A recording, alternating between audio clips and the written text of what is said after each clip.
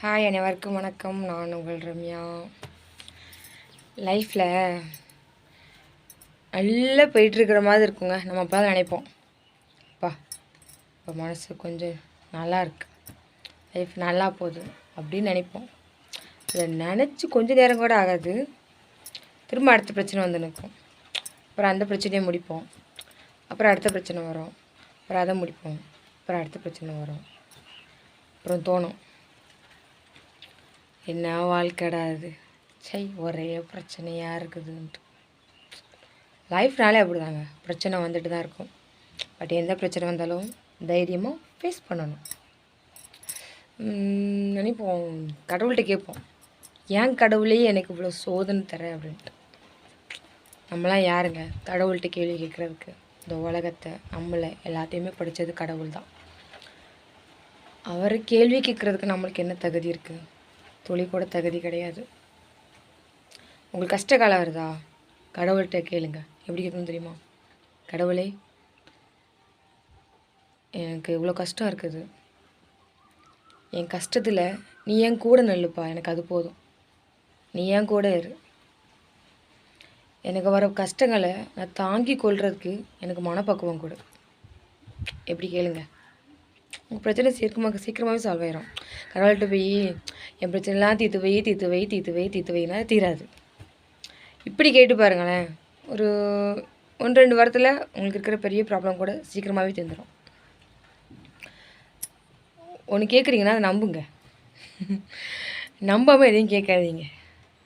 நடத்திடுவாரா, தந்துடுவாரா அப்படிலாம் கேட்கக்கூடாது. நடத்துவார், தருவார் அப்படின்னு நம்புங்க. எதையுமே நம்ம ஃபஸ்ட்டு நம்பி கேட்கணுங்க, சந்தேகப்படக்கூடாது. சரியா?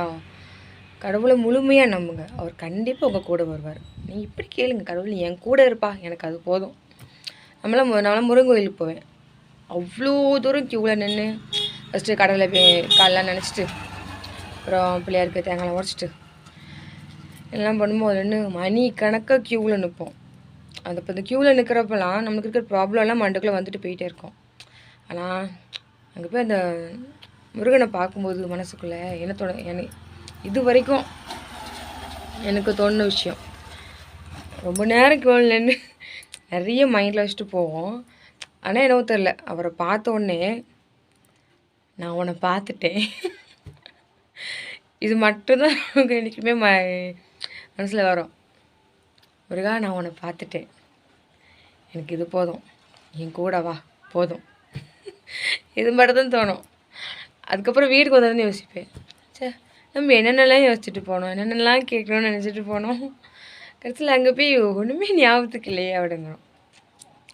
உண்மையில் அதாங்க உண்மை. நீங்கள் கடவுள்கிட்ட போயிடுறீங்களா, எனக்கு அதை கூட இதை கூட அதை கூட இப்படி கூடலாம் மேக்ஸிமம் கேட்காதீங்க, வரும்.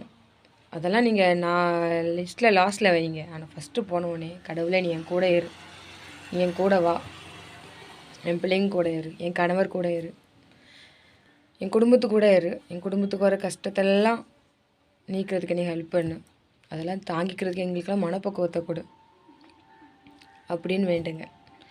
ஏன்னா கஷ்டங்கிறது எல்லா வாழ்க்கையிலும் கண்டிப்பாக வரும். கஷ்டம் சோதனை வராத வாழ்க்கையே இல்லை. அது வரலைன்னா அதெல்லாம் வாழ்க்கையே இல்லை. நீங்கள் நினைக்கிறீங்களா நம்மளுக்கு மட்டும் கஷ்டம் இருக்குன்னு? இல்லை, பெரிய பெரிய கோடீஸ்வரங்களுக்கும் கஷ்டம் இருக்கும். பணக்காரர் பெரிய நீங்கள் நினைக்கலாம் அம்பானிக்கெலாம் என்ன கஷ்டம் நினைக்கலாம், அவருக்குள்ளேயும் கஷ்டம் இருக்குங்க, அவர் மனசுக்குள்ளே ஏதாவது கஷ்டம் இருக்கும். அந்த மாதிரி எல்லார் வாழ்க்கையிலையுமே கஷ்டம் இருக்கும்.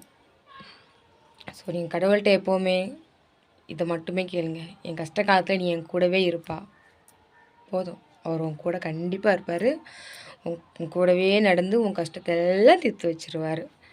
ஸோ நீங்கள் கடவுளை நம்புங்க, கடவுளை மட்டுமே நம்புங்க, அவர் சொல்கிறத கேளுங்க. தேங்க்யூ.